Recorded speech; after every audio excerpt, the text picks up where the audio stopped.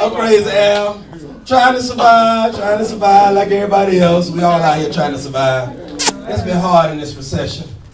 It's been sad. I've been getting just threats because my grandparents knew midgets that was in the mob. Back in the days, they calling up on the phone and everything. Hey, my nigga, where my money at, my nigga? They rolling down the window, they coming by, shooting spitballs, throwing everything at the house. It's scary out there. It's rough. But what's really rough is what's going on out here in society for real. I was tripping out because at the zoo, I went and took my kids. I know a friend of mine, he didn't get past, I think, 7th grade. I don't know when they gave him a job, but it was sad. Because while he was working out there at the job at the zoo, I thought he was doing good, but every time I talked to him, he'd be like, what's up, man? You all right now? Yeah, I'm all right. What's wrong with you? He was like, man, I'm just working, dog. That's all I can do right now because they got me on work release. And they hiring people for work release at the zoo. So I went out there to check out everything with the animals and everything, so it was all good. And what had happened that week that I went out there, it was a cross-eyed elephant, and it was a snagger-tooth camel, and they just got out of rehab. One had an alcoholic problem, and the other one was a dope head. So what happened was the dude, my homeboy that was working out there, he had him some weed and some Remy, and he left it right over there by the cage. I didn't realize it. He left it right there. So then the elephant, he was talking to the camel, he was like, hey, did you see what he just put over there in that motherfucking corner? We need to get that, dog. So the camel said, who you talking to? He said, I'm talking to you. So what he did was he said, well, go ahead and get it. So he threw his trunk over there, and he picked up the Remy and the joint.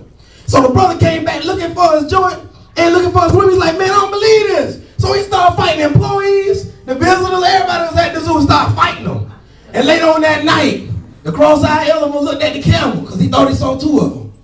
And he said, you got some nice titties on your back. And the camel looked at him and said, that's kind of funny coming from a motherfucker with a dick on his face.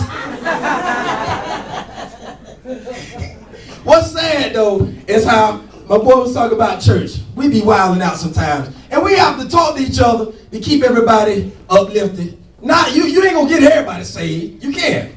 But you can invite them to church. My auntie told me she invited one of her homeboys named Leroy because he used to do some little side gig, you know, just working on plumbing and putting the little wood, plaster and all of that. But he had a problem. He always rolled a J and put it in the left ear, put the cigarette in the right. When he got off the bus one day, he was coming from work. And then he said, you know what, I'm gonna stop over here off Lane Avenue, you know, I'm gonna go to church. So he opened up his bottle. He said, Lord, I'm gonna give you everything. I'm gonna give you all my attention today. So he sat the bottle down and he got up to the church of the doors and he pulled out the cigarette. So as soon as he opened the doors and come in, the usher say, hey, you can't have that. You can't be coming in here with all of that. So auntie told me that he sat on the same aisle that she was sitting on. And that was crazy. So, you know, he got happy and anointed her. Started doing the hokey pokey and swinging his chain around his neck and was acting crazy. He sat down and you know, most dope heads, they got to pull out a JR cigarette. He forgot he smoked the cigarette, so he pulled out the J. He smoked the J in the church. And all the fumes of the smoke just went all the way up to the front of the congregation. And the security got mad and the ushers and the preachers ran out the pulpit. Nigga, what you doing? What you doing? And put him in a headlock. And pissed off auntie the way they did him. But what pissed me off was when she told me she almost dropped the Hennessy.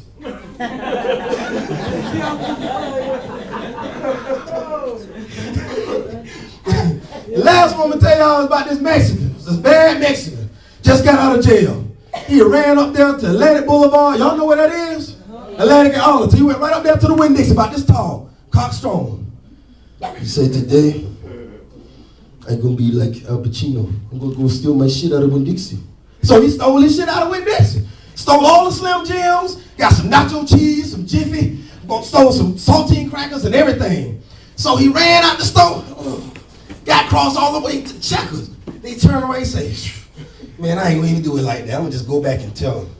So he told the security, say, security, hey, because you forgot he was about to stall. So he had to look up at the security, say, security, hey. He pulled him by the coattail, he said, look, I got all the items out your store name, and they wanted to give them back. He said, well, hold up, man. You got away. Why you came back? He said, well, I was talking to God. Well, what did God say? He said, it's not your cheese. It's not your cheese.